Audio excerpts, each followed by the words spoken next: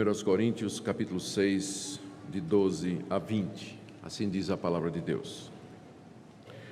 Todas as coisas me são lícitas, mas nem todas convêm. Todas as coisas me são lícitas, mas eu não me deixarei dominar por nenhuma delas. Os alimentos são para o estômago e o estômago para os alimentos. Mas Deus destruirá tanto estes como aquele. Porém, o corpo não é para a impureza, mas para o Senhor, e o Senhor para o corpo. Deus ressuscitou o Senhor, e também nos ressuscitará a nós pelo seu poder. Não sabeis que os vossos corpos são membros de Cristo? E eu, porventura, tomaria os membros de Cristo e os faria membros de meretriz? Absolutamente não. Ou não sabeis que o homem que se une à prostituta forma um só corpo com ela? Porque, como se diz, serão os dois uma só carne. Mas aquele que se une ao Senhor é um espírito com ele. Fugir da impureza. Qualquer outro pecado que uma pessoa cometer é fora do corpo, mas aquele que pratica a imoralidade peca contra o próprio corpo. Acaso não sabeis que o vosso corpo é santuário do Espírito Santo que está em vós, o qual tendes da parte de Deus e que não sois de vós mesmos? Porque fostes comprados por preço. Agora, pois, glorificai a Deus no vosso corpo. Até aqui a leitura da palavra de Deus. Corinto, irmãos, não era um local exatamente favorável à plantação de uma igreja, mas foi para lá que Deus enviou o apóstolo Paulo nas suas viagens missionárias. Corinto era uma cidade importante, era a sede administrativa da província da Acaia, era uma cidade portuária, havia uma movimentação muito grande, estrangeiros moravam ali, residiam ali, era uma cidade pluricultural e também era muito próspera financeiramente, comercialmente, a ponto de que ela era a sede dos Jogos Istmicos, que competiam com os Jogos Olímpicos que eram realizados em Roma. E ela se tornou famosa através da história por causa da quantidade de templos pagãos que havia na cidade, a quantidade de deuses, especialmente pela imoralidade. Corinto era tão famosa pela imoralidade que na antiguidade se cunhou um verbo, o verbo era corintinizar, que significava corromper alguém sexualmente. Tal era a fama da cidade. Nos seus templos havia prostituição cultual, muitos deuses exigiam durante o seu culto que os adoradores se misturassem com as sacerdotisas em relação sexual, simbolizando a fecundação da terra e a prosperidade. Era uma cidade conhecida pela sua devassidão e pela falta de costumes decentes e próprios. A igreja de Corinto cresceu nesse ambiente e não demorou para que ela fosse influenciada pela cultura da cidade. Aqui nós lemos na carta aos Coríntios que muitos membros daquela igreja tinham tido um passado de imoralidade. Aqui mesmo no capítulo 6, Paulo diz no verso 9, não sabeis que os injustos não herdarão o reino de Deus? Não vos enganeis, nem impuros, nem idólatras, nem adúlteros, nem efeminados, nem sodomitas, nem ladrões, nem avarentos, nem bêbados, nem maldizentes, nem roubadores herdarão o reino de Deus. Tais fostes alguns de vós. Nessa lista de Paulo, da qual ele diz que alguns coríntios fizeram parte, você encontra aqui a referência a pessoas que tinham sido idólatras, adúlteros, efeminados, sodomitas, impuros sexualmente, ou seja, muita gente na igreja tinha tido um passado de imoralidade. Havia o caso na igreja de Corinto de um homem que estava vivendo com a sua madrasta. Paulo, ao mesmo tempo que o pai e filho tinham a mesma mulher. Paulo trata disso no capítulo 5 dessa carta e repreende a igreja. E na passagem que nós acabamos de ler, embora não seja explícito, mas está implícito que alguns membros continuavam a praticar a prostituição. Eles, quer seja nos templos pagãos, quer seja nas ruas de Corinto, ou de outra maneira, como Paulo diz aqui no verso 15, porventura eu tomaria os membros de Cristo e os uniria a uma meretriz? E no verso 16, não sabeis que o homem que se une à prostituta forma o seu corpo com ela? Ou seja, ele só teria dito isso se isso estivesse acontecendo na igreja de Corinto. Ou seja, aquela igreja tinha um problema sério com relação à sexualidade. Havia a prática de impureza sexual em diversos níveis. E aparentemente, esses imorais da igreja, eles estavam usando um refrão para justificar a maneira de viver deles, do tipo assim, tudo é lícito ao cristão, os pecados já foram perdoados, sexo é uma coisa normal e natural, Deus nos criou com impulso sexual, tudo é permitido ao cristão, já que Deus criou todas as coisas e o cristão então é livre para participar de todas elas. Paulo trata então desse assunto aqui na carta que eu li, nessa parte da carta que eu li. Eu quero em primeiro lugar ver a resposta que Paulo dá a esse refrão, está no verso 12, em seguida a perspectiva cristã a respeito do corpo que ele coloca dos versos 13 a 20 e depois duas aplicações práticas para nós. Vamos começar então com a resposta que Paulo dá àquele aforisma dos Coríntios, tudo me é lícito, no verso 12. E você pode colocar entre aspas essa expressão, todas as coisas me são lícitas, porque na verdade Paulo está repetindo o que os coríntios estão dizendo. É como se poderia ter sido traduzido assim, vocês dizem, abre aspas, todas as coisas são lícitas, fecha aspas, mas eu digo, nem todas convêm, ponto.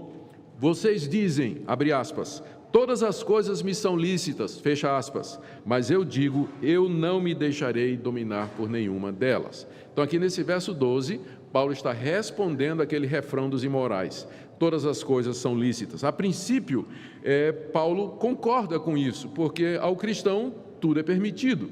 Paulo não é um legalista, um cristão não é alguém que se caracteriza principalmente por viver aferrado a um código moral absoluto pelo qual ele vai ser salvo.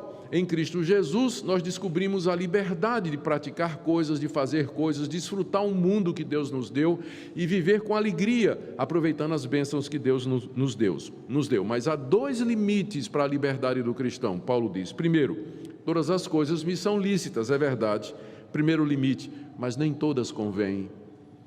Nem tudo que é lícito, nem tudo que é permitido conduz a um fim proveitoso, quer seja para o crente, para as pessoas ao redor dele, para a sua família ou para a igreja.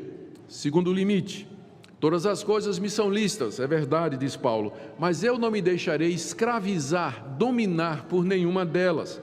O desejo sexual, ele é bom e é legítimo, mas os coríntios haviam deixado se dominar pelo desejo, perderam o controle dos seus corpos e se entregaram à prostituição, à fornicação e ao adultério. Tudo é lícito, mas nem tudo edifica, nem tudo convém, e eu não posso me deixar dominar por coisa nenhuma, inclusive as coisas lícitas. Depois de rebater, então, essa desculpa esfarrapada dos coríntios, Paulo fala, ele elabora, vamos chamar aqui de uma teologia do corpo. Ele fala do corpo que Deus nos deu, do valor desse corpo, do propósito desse corpo, da finalidade do corpo, com o objetivo de fazer com que os coríntios vissem que eles estavam usando o corpo de maneira errada ao praticar a imoralidade, prostituição, fornicação, adultério e outras práticas. Primeiro, Paulo diz no verso 13, o nosso corpo é para o Senhor. Verso 13, os alimentos são para o estômago e o estômago para os alimentos. Mais uma vez, era isso que os coríntios estavam dizendo, olha, é uma coisa natural, se Deus fez o estômago, então ele precisou ter criado os alimentos. Se ele criou os alimentos, é porque tem um estômago, há uma correspondência natural. Ora, eu tenho órgãos sexuais, logo, sexo é a mesma coisa, fazer sexo, satisfazer a necessidade sexual, é a mesma coisa de satisfazer o apetite por comida. Os alimentos são para o estômago e os estômagos são para o alimento. Os órgãos sexuais são para o sexo e o sexo para o órgão sexual. É uma coisa normal. Resposta de Paulo, Deus destruirá tanto estes como aqueles. Ou seja, essas necessidades de comida, sexo e tudo mais, fazem parte desse mundo presente que haverá de passar e serão destruídos no dia do juízo, quando Deus der um fim ao mundo que há. Porém, o corpo, ele tem uma finalidade que vai além das necessidades materiais. O corpo não é para a impureza. Há um momento em que nós podemos satisfazer os desejos sexuais, que é no casamento, que é um ambiente legítimo para nós expressarmos a nossa sexualidade. Fora disso é impureza. O corpo não foi feito para a impureza, diz o apóstolo Paulo, mas ele foi feito para o Senhor. O Senhor aqui é Jesus Cristo. E essa é uma verdade que nós devíamos lembrar que Deus nos fez com um corpo, o corpo que nós temos, para que nós pudéssemos pertencer ao Senhor Jesus. E aí o mais impressionante é o que ele declara no final do versículo: e o Senhor Jesus é para o corpo. Agora a gente sabe por que é que ele encarnou, e agora a gente sabe por que é que Deus nos fez com o corpo. Nós pertencemos ao Senhor Jesus e ele nos pertence. Essa é a finalidade gloriosa do corpo. Ele foi feito para ser do Senhor Jesus, e o Senhor Jesus encarnou para que ele pudesse ser nosso, para que ele pudesse nos pertencer também, através de ter o mesmo corpo que nós temos. Segunda coisa que Paulo diz no verso 14, é que esse corpo que Deus fez e que não é para a impureza, mas para o Senhor Jesus, um dia ele vai ser ressuscitado. Verso 14, Deus ressuscitou o Senhor e também nos ressuscitará a nós pelo seu poder.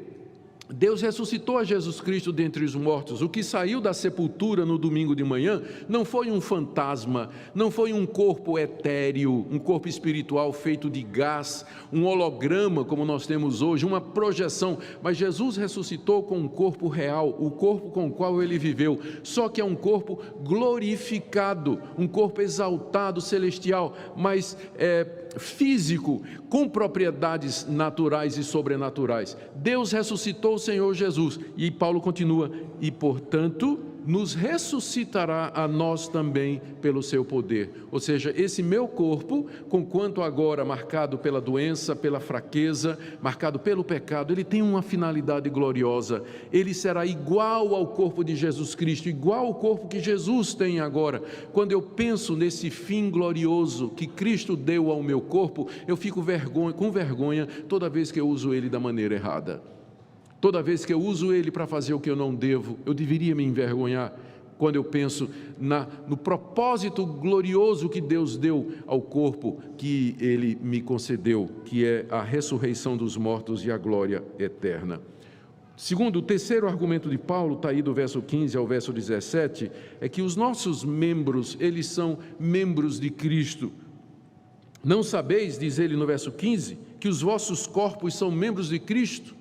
Vocês não sabem que Cristo habita em nós e que nós somos a extensão física aqui nesse mundo de Jesus Cristo, através da habitação dele em nós, a ponto de nós dizermos que os nossos corpos são os membros de Cristo. Ele está encarnado em nós, no meio do seu povo hoje, ele vive em nós. Aí ele faz a pergunta: e eu porventura tomaria os membros de Cristo, que é o meu corpo, e os faria membros de meretriz? O que Paulo está dizendo aqui é que na hora que você se deita com seu namorado, numa relação promíscua, já que vocês não são casados, na hora que você paga os serviços sexuais de alguém, você que se declara cristão, você está levando Cristo para aquela relação. Quando você trai a sua mulher, você trai o seu marido com outra pessoa, quando você se deita com alguém que não é o seu legítimo marido ou legítima esposa, você está levando Cristo para aquela relação. A pergunta de Paulo é: eu vou envolver Cristo no meu adultério? Eu vou levar Cristo para um bordel? Eu vou levar Cristo para o banco de trás do carro para ter relações com a minha namorada, ou qualquer outro lugar, ou para um motel? Isso para o crente deveria fazer o crente corar de vergonha, porque ele é membro de Cristo, seu corpo é membro de Cristo, é onde ele vai, Cristo vai, o que ele faz, Cristo faz. E a base para a resposta de Paulo no final do verso 15 é: absolutamente não, é claro que eu não posso fazer isso. E ele argumenta no verso 16 o motivo: não sabeis que o homem que se une à prostituta forma um só corpo com ela? Como está escrito, serão os dois uma só carne. Paulo aqui está baseando-se no relato da criação de Gênesis capítulo 1 e capítulo 2. Depois de Deus ter criado o homem e a mulher, os uniu e disse: vocês dois serão uma só carne. Vocês agora não são mais dois, mais um, uma biunidade. Ou seja, pelo relacionamento sexual, eu me uno a outra pessoa. Portanto, se eu me deito com uma prostituta, se eu me deito com uma pessoa que não é o meu legítimo cônjuge, eu estou me unindo àquela pessoa e, portanto, levando Cristo para aquela relação. E Paulo, ao pensar nisso, ele responde com um não. Verso 17: aquele que se une ao Senhor é um espírito com ele. Nós já estamos unidos ao Senhor Jesus, nosso corpo é a expressão dele aqui nesse mundo, nossos membros são membros do corpo de Cristo, estou unido a ele, assim como um homem está unido à sua legítima esposa pelo casamento e pelo relacionamento matrimonial. Por isso, a imoralidade é um pecado contra essa união mística do crente com Jesus Cristo. Quarto ponto de Paulo está no verso 18, ele diz: qualquer outro pecado que uma pessoa comete é fora do corpo, mas aquele que pratica a imoralidade peca contra o próprio corpo. Todos os pecados são iguais diante de Deus, mas como nós vimos na última vez, alguns pecados trazem consequências mais severas e mais adversas. Os pecados de natureza sexual contra o sétimo mandamento, eles trazem consequências, sequelas para as pessoas que praticam, para as pessoas com as quais ele praticam, para as pessoas com qual estão relacionados, afeta o indivíduo, afeta a família, afeta os filhos, afeta a sua memória, afeta a sua história, afeta toda a sua vida. Por isso que é tão sério.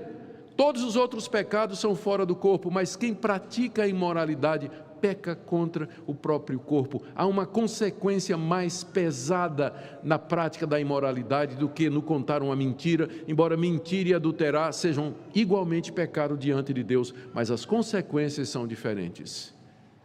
Nós acabamos pela imoralidade atingindo a nossa própria essência, porque Deus nos deu um corpo para que fosse de Jesus Cristo. A imoralidade atinge a própria essência do nosso ser.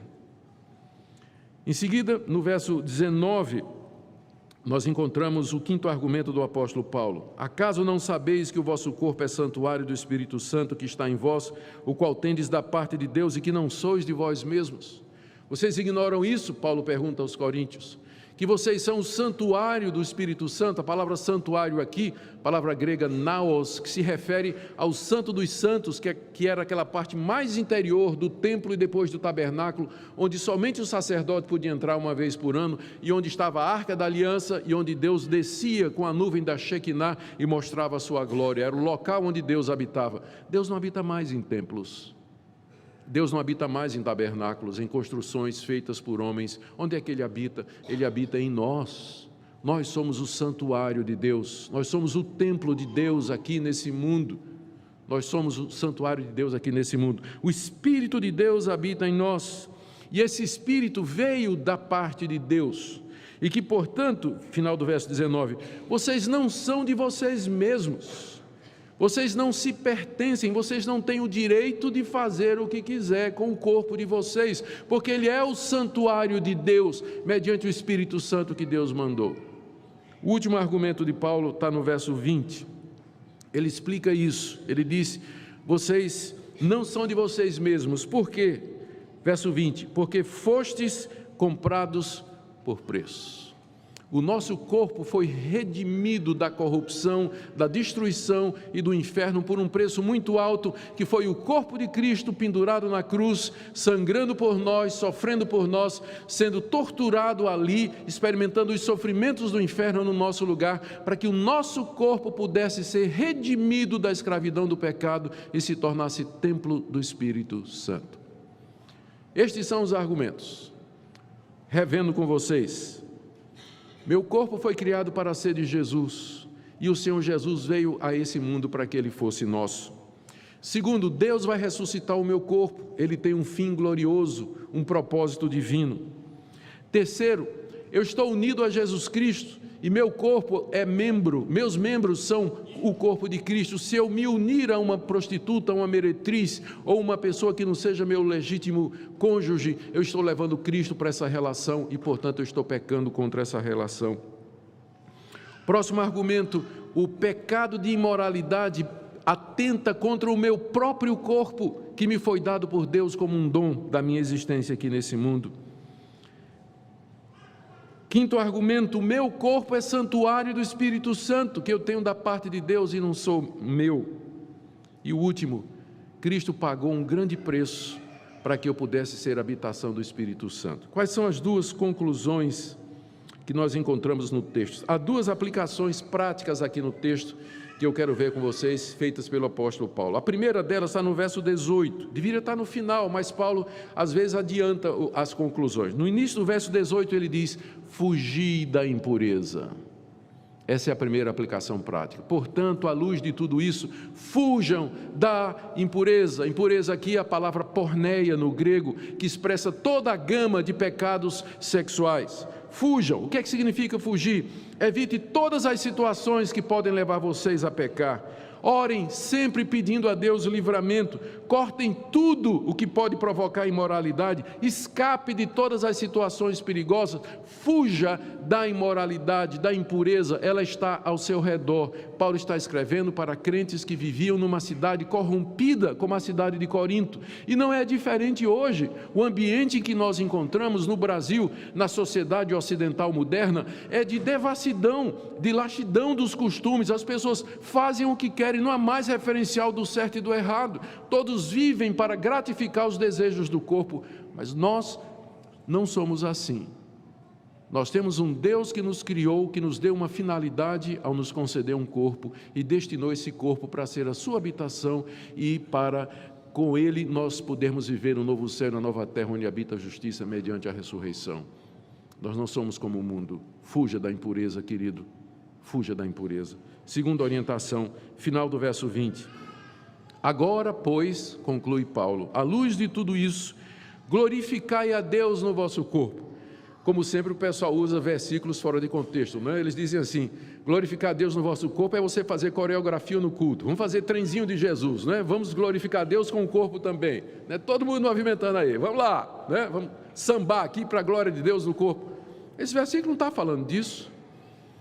Glorificar a Deus com o corpo significa você usar o seu corpo da maneira que Deus determinou, de uma maneira que Deus receba toda a glória. Significa cumprir o propósito pelo qual Deus lhe deu o seu corpo, ou seja, viver uma vida santa e uma vida reta diante dele. Talvez aqui nessa manhã nós tenhamos pessoas que têm usado o seu corpo toda a sua vida para satisfazer os desejos sexuais, se envolver em imoralidade, pornografia, masturbação, relações com a namorada, adultério, prostituição. Nós queremos dizer que nesta manhã o Deus que fez o seu corpo e que você está usando errado é o mesmo Deus que pode perdoar você e lhe dar um novo começo. Foi pago um alto preço na cruz do Calvário para que você pudesse começar de novo, para que você pudesse ter um corpo limpo, santo, purificado, reservado e dedicado a Deus e a sua glória. Isso não significa que você vai viver como um monge. Não, não. Os cristãos desfrutam muito do sexo dentro do casamento. Os casamentos cristãos são lugares de prazer, de alegria e de expressão sexual da mais profunda possível. Mas é ali que é feito da maneira correta, com a pessoa certa, com a qual nos comprometemos e casamos diante de Deus. Talvez hoje pela manhã você devia pensar como você está usando o seu corpo à luz daquilo que o apóstolo Paulo fala e resolver diante de Deus que você vai agora entregar o seu corpo, não somente a sua alma, mas também o seu corpo a Jesus Cristo, para que ele seja instrumento da glória de Deus aqui nesse mundo. Oremos. Obrigado pelo corpo, Senhor, que o Senhor nos deu. E aqui nós temos um privilégio maior do que os anjos. Os anjos não têm corpo, eles não sabem do que é que nós estamos falando. Mas Tu nos deste corpo, corpo que pode sentir, provar, ouvir, testar. Te damos graças, porque nos fizeste seres mais completos do que os anjos. Pedimos perdão quando nós temos usado o nosso corpo de maneira errada. E eu peço que o Senhor nos ensine a ver o destino glorioso que o Senhor tem para o nosso corpo. E que agora, quando nós vamos celebrar a ceia do Senhor, quando Jesus deu o seu corpo por nós, para que o nosso corpo pudesse ter a vida eterna, nós queremos Te agradecer e queremos pedir que faça desse momento um momento de profunda comunhão contigo, por amor de Jesus. Amém.